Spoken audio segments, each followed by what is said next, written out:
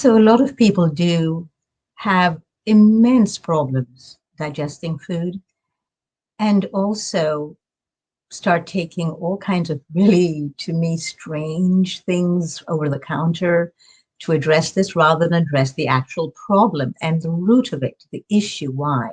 There are many reasons why people have digestive disorders, and it manifests itself in many ways. It can manifest itself as um, the body just rejecting the food, and they have what's called acid reflux syndrome. There are many names given to these things. They can have irritable bowel syndrome. There's so many things. Then there are people who just have a lot of gas. And then there are a lot of people I hear who want to go raw. They said, but I cannot eat or want to go or become vegan. They said, I can't eat vegetables, especially cruciferous vegetables, because I get too much gas. Well, there's a reason why. Are you actually eating it? Or are you just shoveling it down your throat? That's the main one. Most people do not really eat. They do not chew. They do not chew their food.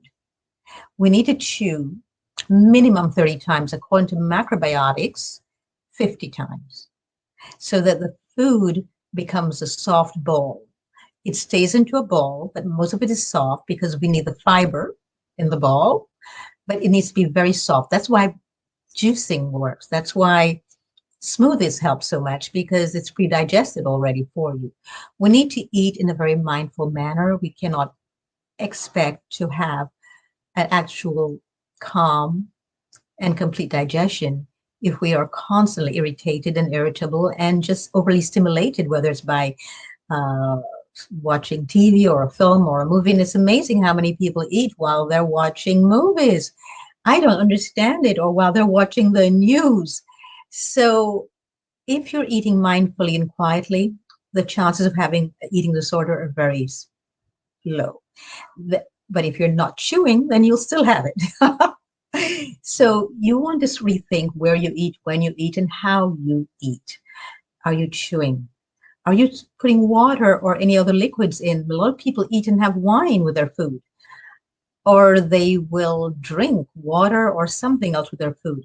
What you're doing is diluting the digestive juices. So please think about doing that, because most people already have depleted digestive enzymes to digest the food, especially the hydrochloric acid in the stomach, which is which is what digests proteins. And if you're putting heavy protein in your body and you're not able to digest it and you have a lot of gas afterwards, that's mainly the reason why. And if you have a very low amount of hydrochloric acid, you don't want to then dilute it by drinking with the meals. Then some people also, they get agitated while they're eating because they're on the phone. Why are you on the phone when you're eating? I remember when I studied with Thich Nhat Hanh, what I loved about him was, remember he said, when I walk, I walk. When I eat. A lot of people I see walk and eat together at the same time, or while they're driving, or while they're working on the computer and doing all that at the same time. The digestive system is big. It is huge. It is enormous. I'm going to show you a photograph, and I want you to see for yourself that it needs your full attention. Look at this. This is the digestive system, and I like this particular image because it's colored and it shows a big distinction between the small intestine and the large intestine. But it also shows a big demarcation between the stomach and the liver. So if you look at it, all digestion begins in the mouth. This is why you must chew. And then it ends in the anus at the bottom of the body, another opening there. But most people have constipation or diarrhea because of what happens between the mouth and the anus, because they already have never given themselves a chance to digest the food because the food doesn't stay in the mouth long enough, or they're mixing it with things that should not be there. For example, people are mixing sugary stuff with protein. All starches are digested in the mouth. So you want to make sure that you really chew them well first, and you do not eat fruit at the end of a meal. I see a lot of people eating fruit at the end of a meal. Fruit doesn't go to the stomach. It bypasses the stomach. It doesn't need to go to the stomach because the stomach digests protein, and most fruit will just go straight. through the stomach.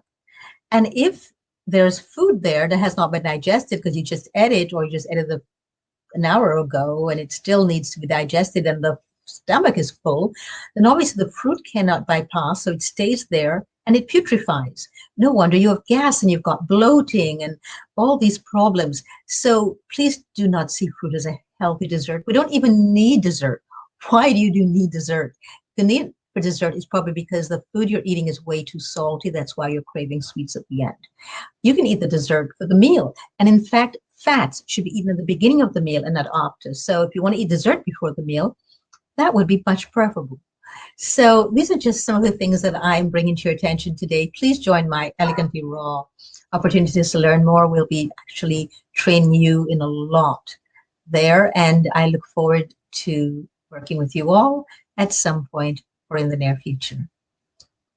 Please go to my website for that, elegantlyrawdorit.com. Thank you and enjoy your meals. Take the time to sit and enjoy them. Do not eat in a hurried manner. Just like how you would like somebody to appreciate you and give you all their attention, the food does too.